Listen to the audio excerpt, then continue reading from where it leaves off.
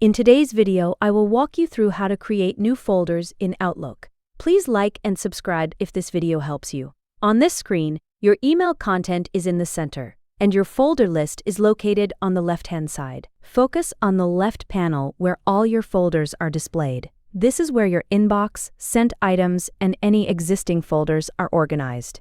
Look for the section labeled Folders. Move your cursor over this folders area. When you hover there, you will see a set of additional options appear, including 3 dots next to the folder's label.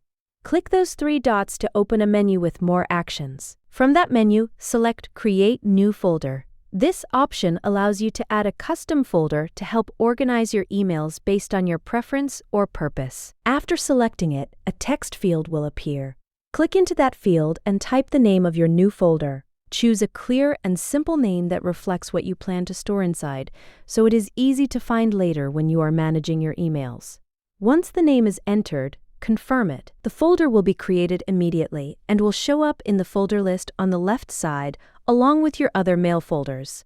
That's all you need to do to create a new folder in Outlook. Thank you for watching the video.